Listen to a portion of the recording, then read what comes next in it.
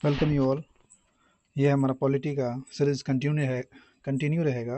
और इस वीडियो में हम लोग संविधान निर्माण की प्रक्रिया, उससे रिलेटेड सारे तथ्य को देखेंगे और सारे चीज़ें पॉइंट टू पॉइंट है जो एग्ज़ाम पर्सपेक्टिव से बहुत ही ज़्यादा इम्पोर्टेंट है। तो चलिए शुरू करते हैं। सबसे पहले इसमें हम कुछ हिस्टोरिकल बैकग्राउंड देखेंगे कि संविधान सभा में सब पहले किन किन लोगों ने इसके लिए आ, विचार दिया था, किन किन लोगों ने डिमांड किया था। फिर उसके बाद देखेंगे कि ये बनना कैसे शुरू हुआ।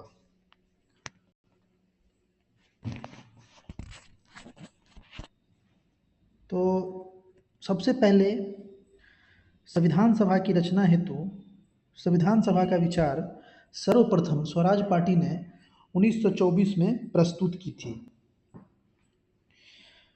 तो क्या टिक करना है? जो संविधान सभा का जो विचार आया था सबसे पहले, वो किसे? स्वराज पार्टी को 1924 में आया था। उसके बाद फिर 1934 में संविधान सभा की पहले मांग की थी एम एन रॉय। ये एम एन रॉय कौन थे? ये एम एन रॉय थे हमारे founder of CPI, communist party of India, जिसकी स्थापना 1920 में हुई थी। आगे देखिए।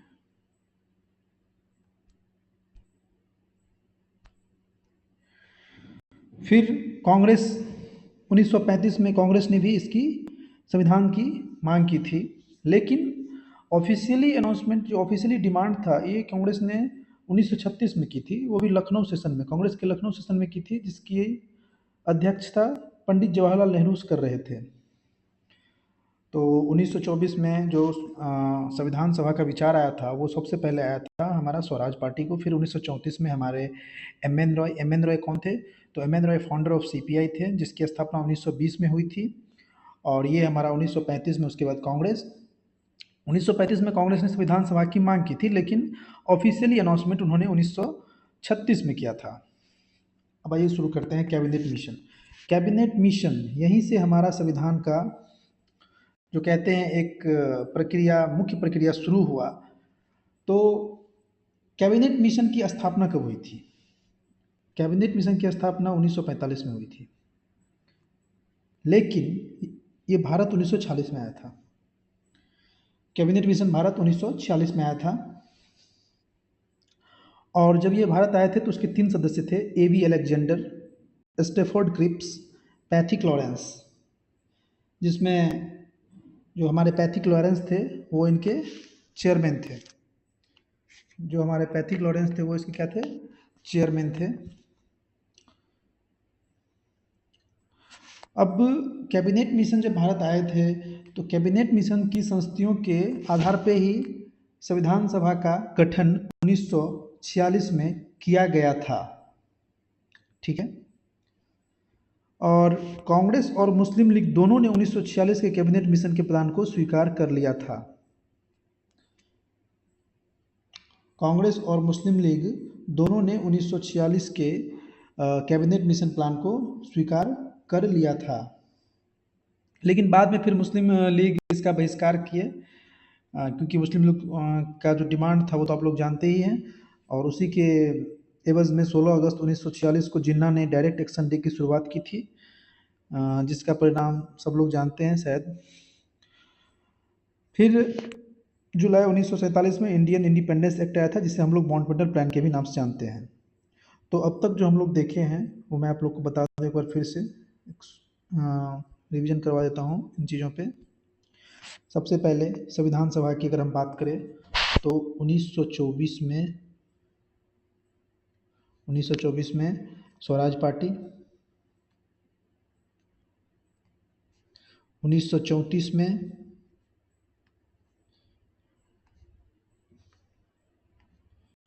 एम एन रॉय जी, 1935 में इंडियन नेशनल कांग्रेस। और ये सब तो डिमांड किए थे।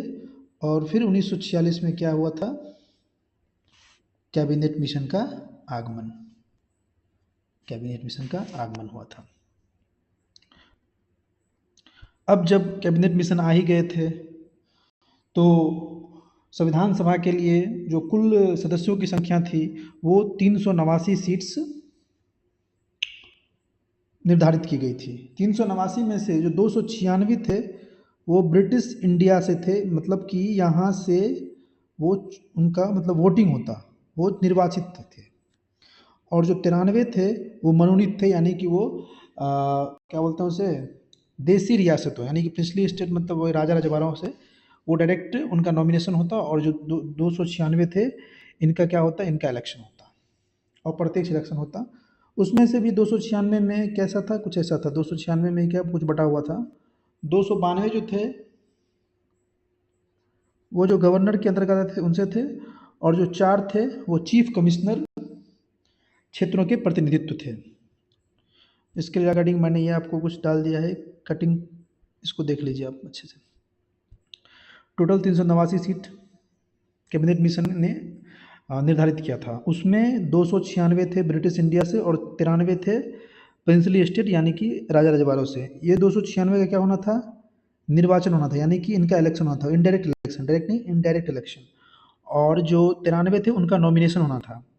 296 में भी 292 जो थे वो हमारे गवर्नर प्रोविंस से आते थे, जहाँ पे गवर्नर का शासन था। और जो 4 था वो आना था चीफ कमिश्नर प्रोविंस से। तो इसको आप लोगों को ध्यान रखना है। टोटल 389 सीट्स है, जिसमें ब्रिटिश इंडिया से 296 थे और प्रिंसली स्टेट से 93 थे। फिर उसमें भी 296 में 292 जहाँ पर गवर्नर प्रोविंस था वहाँ से, और 4 चीफ कमिश्नर प्रोविंस से थे। अब जो सीटों का जो आवंटन था वो कुछ इस प्रकार किया गया था कि 10 लाख पे एक सीट होंगे। 10 लाख पे कितने सीट होंगे, एक सीट होंगे, जिसमें आपको 10 लाख पे एक सीट होंगे, जिसमें कम्युनिटी वाइज सीट का बंटवारा हुआ था। कम्युनिटी वाइज सीट का बंटवारा हुआ था, यानी कि चाहे वो सामान्य जाति हो या सिख हो मुस्लिम हो, उनमें सीट शेयरिंग हुआ था। तो कुछ इस तरह है इसका। आगे देखिए, तो ये समझ गए। अब ये एक इंपॉर्टेंट पॉइंट है, संविधान सभा आंशिक रूप से निर्वाचित और आंशिक रूप से मनोनीत निकाय थी। अब ऐसा इसलिए कहा गया था कि मैंने अभी आपको ऊपर पढ़ाया था कि तो टोटल 389 में 296 जो है वो क्या थे, 296 वो ब्रिटिश इंडिया से थे, और जो 93 थे वो प्रिंसली स्टेट से थे। तो जो ब्रिटिश इंडिया से थे उनका तो इलेक्शन के थ्रू आना था, और जो प्रिंसली स्टेट से थे उनका मनोनीत निकाय थी। तो इसीलिए ये कहा गया है कि संविधान सभा आंशिक रूप से निर्वाचित और आंशिक रूप से मनोनीत निकाय थी। अब देखिए, इलेक्शन हुआ। जब इलेक्शन हुआ तो इलेक्शन में कांग्रेस ने 208 सीट जीता, मुस्लिम लीग ने 73 सीट जीता, और 15 अन्य कितने थे, 15 थे। तो कांग्रेस ने 208 सीट जीता, मुस्लिम लीग ने 73 सीट जीता, और अन्य 15 सीट जीत गए। लेकिन फिर मुस्लिम लीग क्या हुआ, इलेक्शन का बाइकआउट कर दिए बाद में, और मुस्लिम लीग इलेक्शन का बाइकआउट कर दिए। और फिर उसके बाद आपको जो है सो क्या हुआ, फिर आपको पता है कि पार्टीशन हुआ, और पार्टीशन के बाद जो बच गया वो मात्र 299 सीट सीमित रह गया था। जो पहले 389 हुआ करती थी, आफ्टर पार्टीशन सिर्फ 299 सीट थी। तो ये हमारा था पूरा संविधान सभा से कितने सदस्यों को कहाँ से लिया गया था, और आपको कितने सदस्यों पे कितना जीता था, कौन कौन कितने सीटों से जीते थे। तो ठीक है, अब अगला पॉइंट है संविधान सभा। तो अब सब कुछ हो गया, इलेक्शन सब करवा दिए हम लोग। अब जो है सो अब बैठक शुरू करते हैं। तो 9 दिसंबर 1946 को संविधान सभा की पहली बैठक हुई थी। ठीक है, अब कहाँ हुई थी, तो नई दिल्ली में हुई थी। नई दिल्ली में भी कहाँ हुई थी, तो काउंसिल चैम्बर के पुस्तकालय भवन में हुई थी। ठीक है, जिसके अंतरिम अध्यक्ष, और यहाँ अंतिम नहीं होगा अंतरिम होगा, जिसके अंतरिम अध्यक्ष डॉक्टर सचिदानंद सिन्हा जी थे। और उस पहले बैठक में कुल 211 सदस्य उपस्थित थे। ठीक है, मुस्लिम लीग ने इस बैठक का बहिष्कार किया और पाकिस्तान के लिए बिल्कुल अलग संविधान की मांग प्रारंभ कर दी। तो मुस्लिम लीग का हमेशा से वही रवैया था, या तो मेरी डिमांड पूरी करो नहीं तो हम बाइकआउट करेंगे। तो वो उन्होंने यहाँ भी किया। तो जो हमारा पहला जो बैठक था वो 9 दिसंबर 1946 को हुआ था, जिसके अंतरिम प्रेसिडेंट थे डॉक्टर सचिदानंद सिन्हा जी थे, और उसमें कुल 211 सदस्य उपस्थित थे। आपको इतना याद रखना है। जो दूसरा हुआ था वो हमारा हुआ था 11 दिसंबर 1946 को। डॉक्टर राजेंद्र प्रसाद को अस्थायी अध्यक्ष निर्वाचित हुए, यानी कि अब उनको जो है सो हमेशा के लिए, जब तक संविधान सभा की बैठक होगी या संविधान सभा बने तब तक की हमेशा के लिए संविधान सभा के प्रेसिडेंट निर्वाचित हो गए। तो संविधान सभा के अगर हमसे पूछ ले, यहाँ अस्थायी नहीं होगा, यहाँ हो जाएगा आपको अस्थाई। हाँ, अगर पूछ ले कि संविधान सभा के अस्थायी अध्यक्ष कौन थे, तो डॉक्टर सच्चिदानंद सिन्हा। और अगर बात करें संविधान सभा के अस्थायी अध्यक्ष के बारे में, तो वो हमारे थे डॉक्टर राजेंद्र प्रसाद। पहली बैठक हुई थी 9 दिसंबर 1946 को, दूसरी हुई थी 11 दिसंबर 1946 को। संविधान सभा में दो उपाध्यक्ष भी थे। पहले थे हमारे H.C. मुखर्जी, V.T. कृष्णामाचारी, इस दो नाम को याद कर लीजिएगा, H.C. मुखर्जी और V.T. कृष्णामाचारी को। फिर आगे क्या होता है, 13 दिसंबर 1946 को हमारे पंडित नेहरू जी संविधान सभा के निर्माण के लिए एक उद्देश्य प्रस्ताव रखते हैं और फिर काफ़ी डिस्कशंस के बाद 22 जनवरी 1947 को इसे स्वीकार कर लिया जाता है। और वही उद्देश्य प्रस्ताव बाद में हमारे संविधान की प्रियम्बल के रूप में, यानी कि संविधान की प्रस्तावना के रूप में अपनाया जाता है। तो इतना तक आपको क्लियर है कि 9 दिसंबर याद रहेगा, सच्चिदानंद सिन्हा याद रहेगा, 11 दिसंबर याद रहेगा, राजेंद्र बाबू याद रहेंगे, H.C. मुखर्जी, V.T. कृष्णामाचारी, उद्देश्य प्रस्ताव, संविधान की प्रस्तावना। आइए आगे बढ़ते हैं।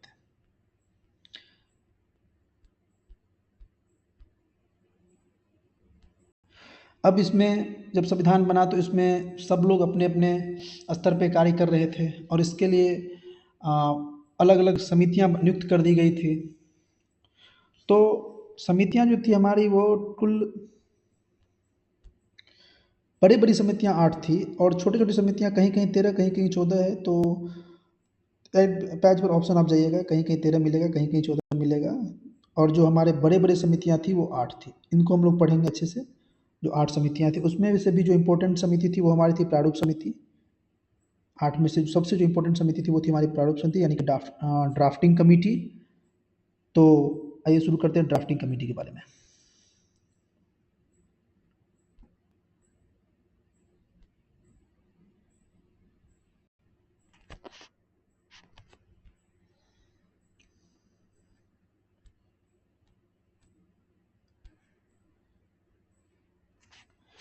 जो हमारे प्रारूप समिति थे उसका गठन किया गया था 29 अगस्त 1947 को। एक क्वेश्चन तो आपका यही बन गया कि प्रारूप समिति का गठन कब किया था, तो 29 अगस्त 1947 को। इसमें कुल कितने सदस्य थे, तो इसमें कुल 7 सदस्य थे, 7 मेंबर्स थे। और जो इसके अध्यक्ष थे वो थे डॉक्टर भीमराव अंबेडकर जी। अब इसमें जो हमारे सातों सदस्य थे उनका नाम देखते हैं। एन गोपाला स्वामी अयंगर, अल्लादी कृष्ण स्वामी अय्यर, कन्हैयालाल मानिकलाल मुंशी, सैयद मोहम्मद सदुल्ला, बी एल मित्तल, फिर बाद में एन माधवराव, क्योंकि इनकी मृत्यु हो गई थी, डी.पी. खेतान, फिर बाद में टी.टी. कृष्णामाचारी, और फिर हमारे डॉक्टर भीमराव अम्बेडकर तो थे ही थे।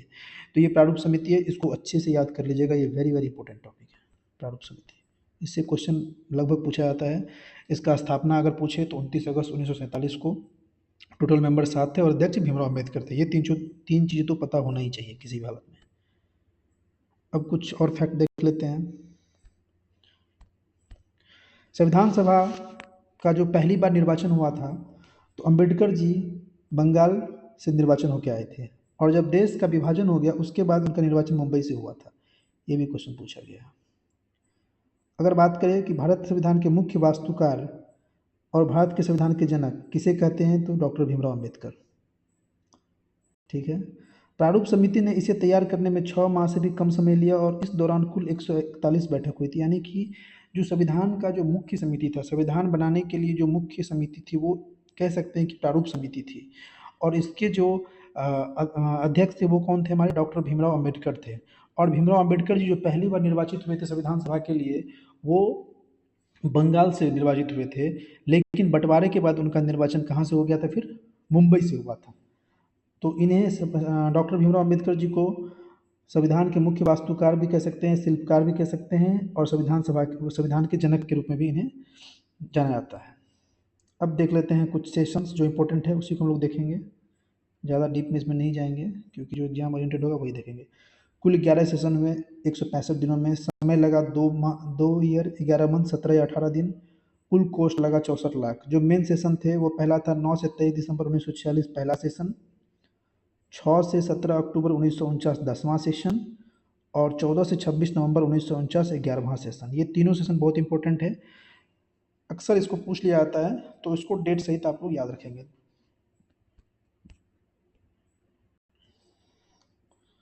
अब संविधान सभा हमारा लगभग लगभग बन चुका था।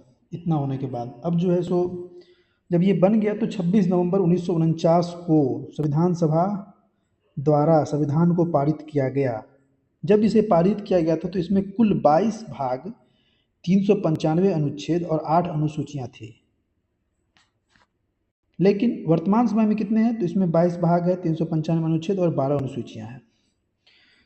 26 नवंबर 1949 ईस्वी को तो संविधान सभा द्वारा संविधान को पारित कर दिया गया था, लेकिन उसे पूर्ण रूप से लागू कब किया गया था? 26 जनवरी 1950 को लागू किया गया था।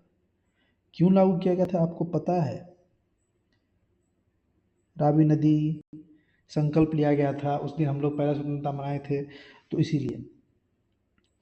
लेकिन ऐसा नहीं है कि अब 26 नवंबर 1949 को संविधान जब पारित कर दिया गया था तो उसके बाद 26 जनवरी तक फिर कुछ न कुछ तो नियम लगे ही होंगे। तो उसमें से कुल 15 अनुच्छेद, जो जो महत्वपूर्ण अनुच्छेद थे जिनका उस समय जरूरत था, 15 आर्टिकल को क्या किया था, उसी दिन से लागू कर दिया गया था। जो आर्टिकल 5, 6, 7, 8, 9, 60, 324, 366, 367, 379, 380, 388, 391, 92, 93, इसको 26 नवंबर 1949 से ही लागू कर दिया गया था, और बाकी जो पूर्ण रूप से बचे हुए थे उसको 26 जनवरी 1950 को लागू किया गया था।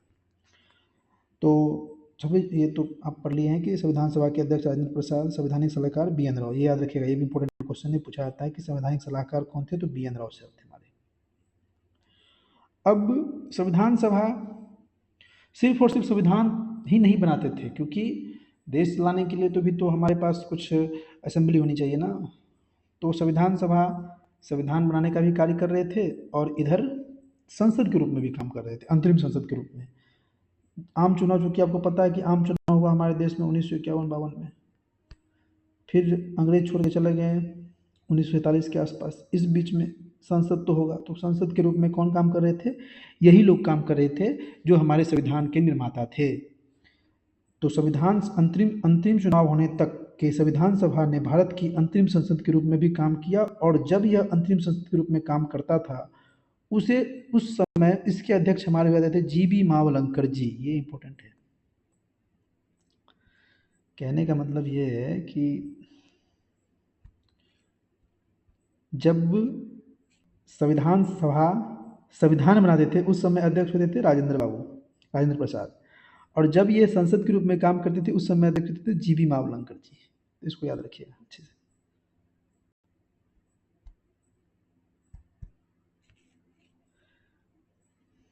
अगला क्या है? अगला फिर तो ये हम लोग करवा दिए थे। फिर 24 जनवरी 1950 को संविधान सभा की अंतिम बैठक हुई थी, और इस बैठक में सर्वसम्मति द्वारा डॉक्टर राजेंद्र प्रसाद को भारत का पहला राष्ट्रपति चुन लिया गया था।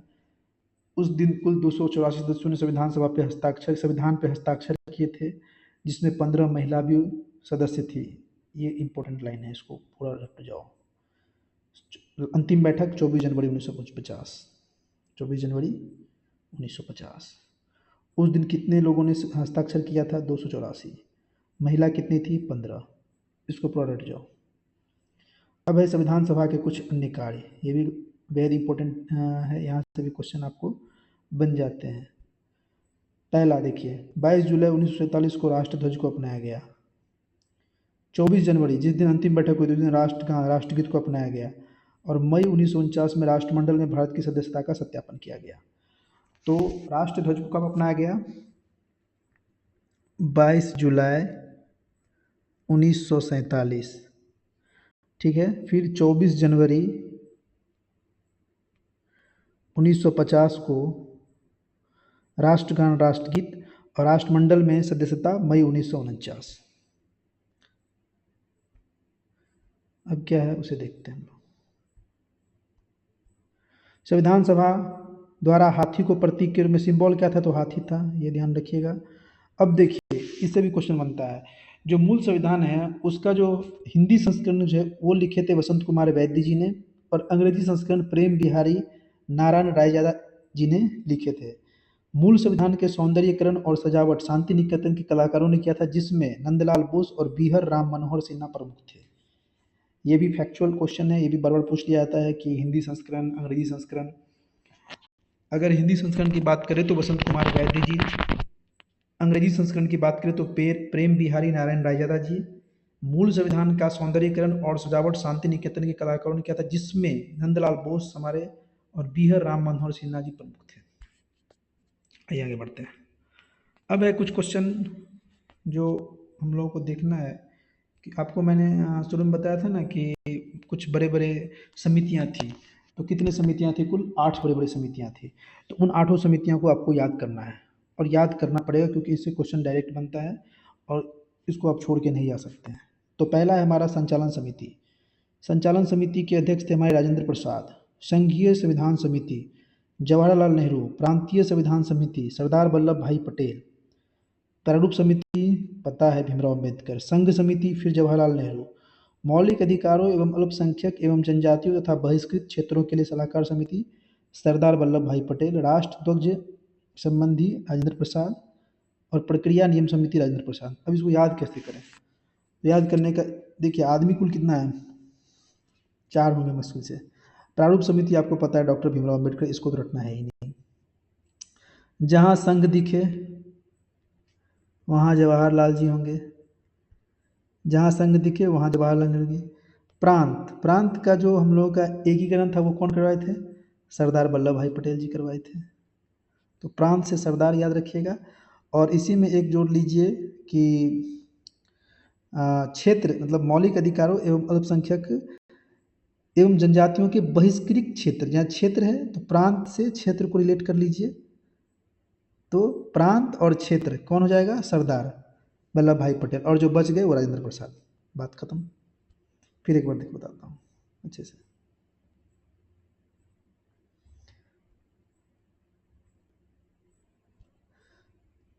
प्रारूप समिति पता है भीमराव अम्बेडकर। संघ दिखे तो जवाहरलाल जी, ठीक है। प्रांत दिखे, मौलिक अधिकार वाला क्षेत्र दिखे तो कौन, वल्लभ भाई पटेल। जो बच गया वो राजेंद्र प्रसाद। बात खत्म हो गया।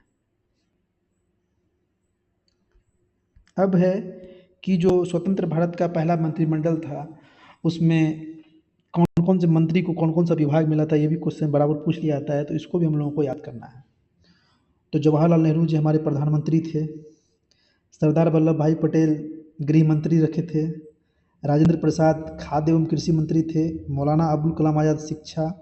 जॉन मथाई रेलवे एवं परिवहन। भीमराव अम्बेडकर विधि मंत्रालय। जगजीवन राम श्रम। सरदार बलदेव सिंह रक्षा। राजकुमारी अमृत कौर स्वास्थ्य। CH भाभा वाणिज्य। रफ़ी अहमद किदवई संचार। R षणमुखम शेट्टी वित्त। श्यामा प्रसाद मुखर्जी उद्योग एवं आपूर्ति। VN गाडगिल कार्य खान एवं ऊर्जा। तो इसको आप लोगों को याद करना पड़ेगा।